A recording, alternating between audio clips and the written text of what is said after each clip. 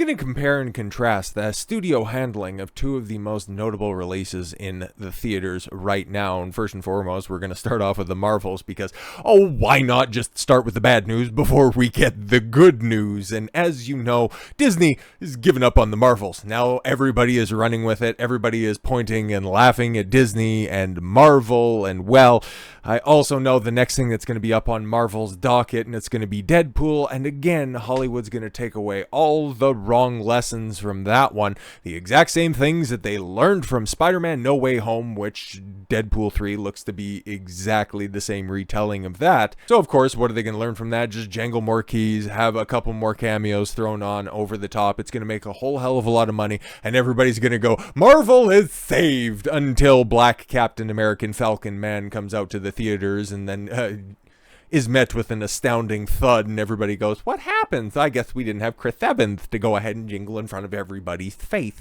But no, instead of learning the lesson that write good films is exactly what you need to do, well, it's one of those things. Just to throw it back to an old axiom, if you do not understand history, you are doomed to repeat it. And Marvel, well, they're kind of in this death loop right now. Marvel Studios is not reacting well at all to having its first real box office bomb in 15 years. Yeah, exactly, because they could go ahead and kind of famoose the rest of them by saying, it didn't make $1 billion, but it's still, okay, you could speak like stupid-ass Bob Iger and say that, there wasn't so much supervision on set, and I can't believe we're in a world right now where a $500 million movie at the box office is a flop for Disney. We must be doing something right. Well, when your fucking budgets are north of $300 million, that is a flop, because we can just simply carry the one and realize that you're failing. You're failing in real time. After years of unprecedented success, including 4 of the 10 highest grossing films of all time. That is so fucking wild. But all of those are Avengers team-up films. So the first time that you have a non-Avengers team-up in a non-traditional sense, like Guardians of the Galaxy, obviously, that's a team in and of itself.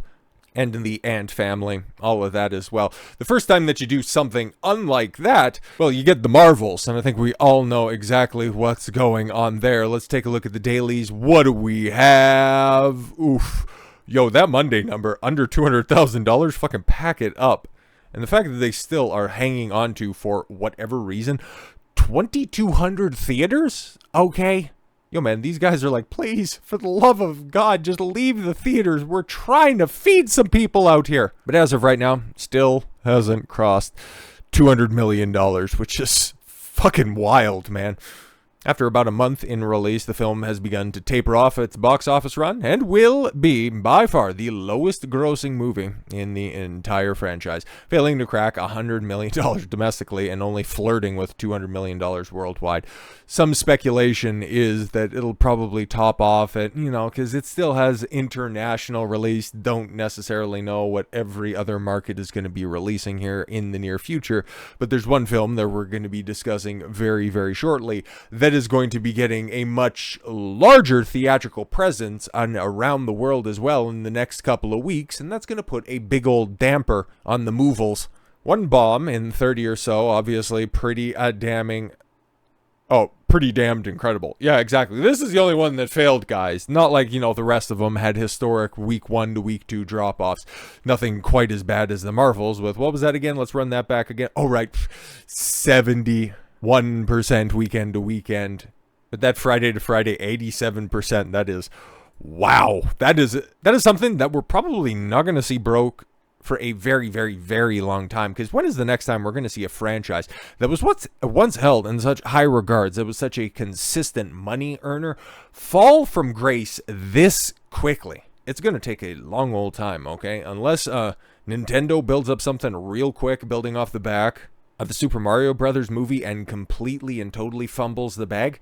I don't see it happening. The most recent example happened this weekend when the studio released the following statement. Yeah, reported on by Variety. I've made mention of this a few different times, but the Marvel's box office now winding down. Oh, the box office winding down. No. That would be the audience that's winding down, but can it be perceived as being winding down if they never were wound up for this release to begin with? Anyways, it's kind of a chicken before the egg situation. And in Brie Larson's case, that egg carton is fucking empty. We will stop weekend reporting of international and global grosses on this title because we don't want to get embarrassed any further. The film failed to crack the top 10 last weekend and currently sits in the dailies. What was that again? Oh, 11th.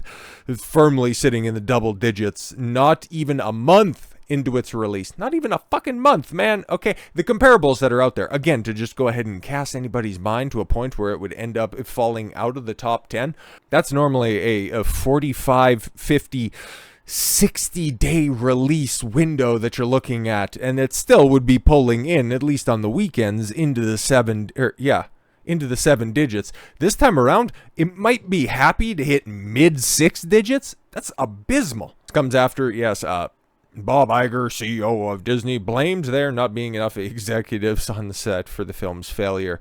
Yeah, which, oh my god, hilarious, right? Yo, if even Gizmodo was fucking dunking on you, that sucks. As well as several stories blaming director Nia DaCosta, who walked away from the post-production, didn't bother to turn up for the premieres, and then continued to just blame whoever was turning out, saying that everything was racist, misogynistic, and blah, blah, blah. Same old fucking yapping talking points, but because there's no success to back that up, all of those old talking points don't quite hit as hard as they used to, because everybody realizes that this thing fucking sucks from toes to titties.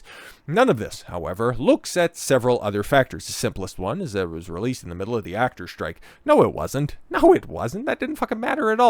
The only actually, okay, I'm going to go ahead and posit this to you guys. I think the Marvels actually benefited from the actor strike, because you know what else happened? Its biggest competition ended up getting pushed off several months. Imagine, and it looks really, really stupid in retrospect, if Warner Brothers didn't delay Dune Part 2 coming out right now. We would be dealing with something, unironically, that would be in on and around $175 million.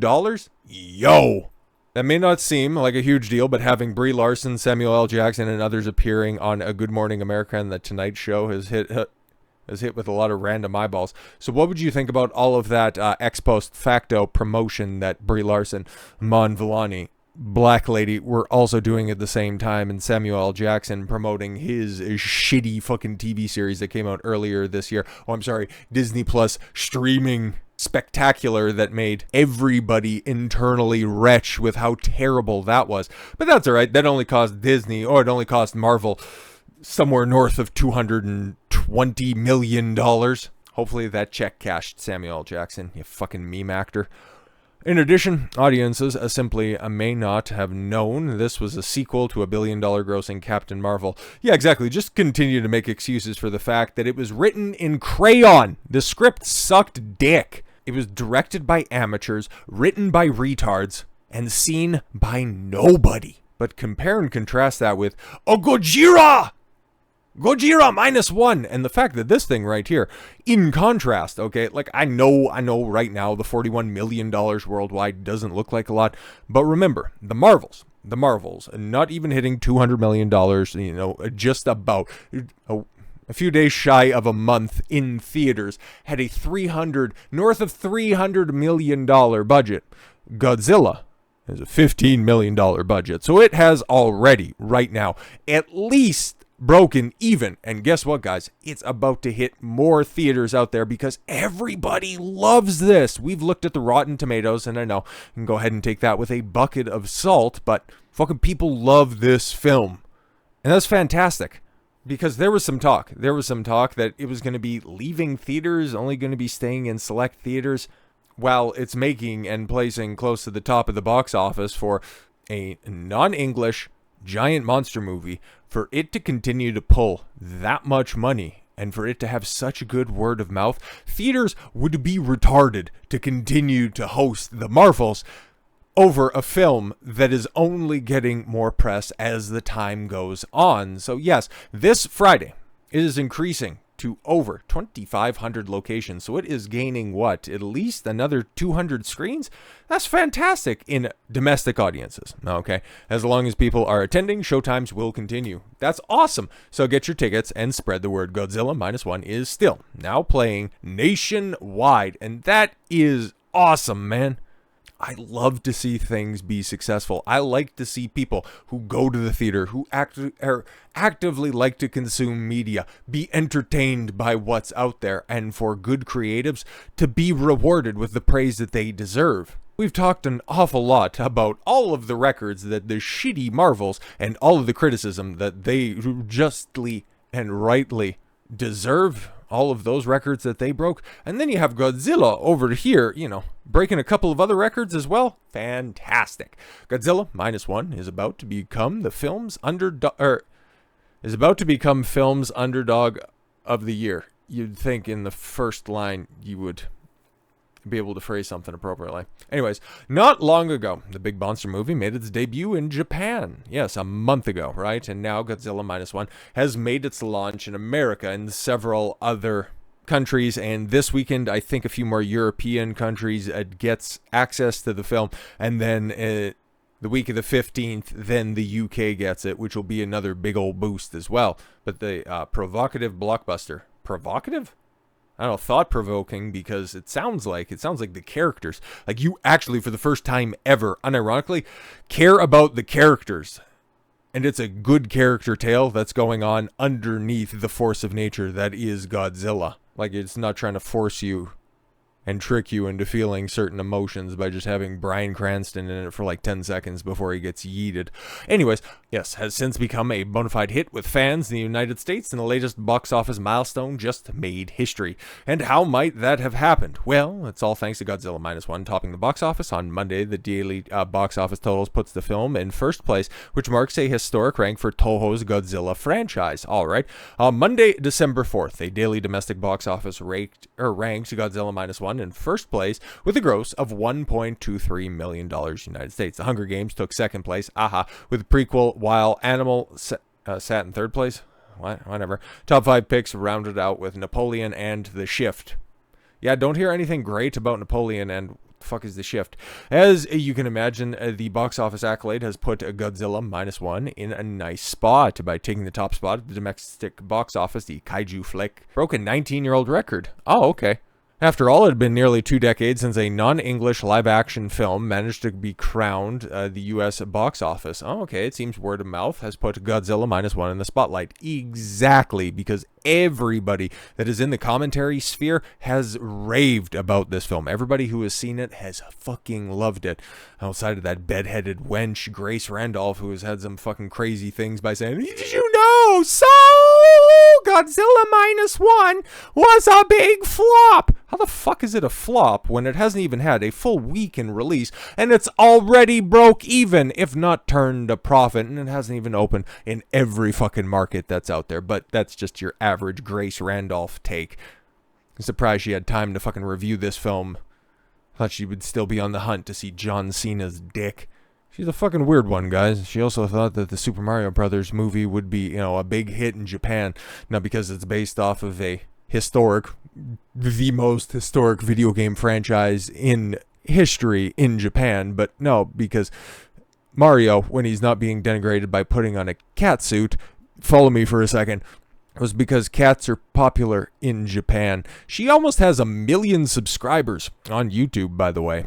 Just goes to show you that you don't necessarily have to be smart, articulate, or even fucking coherent on the platform.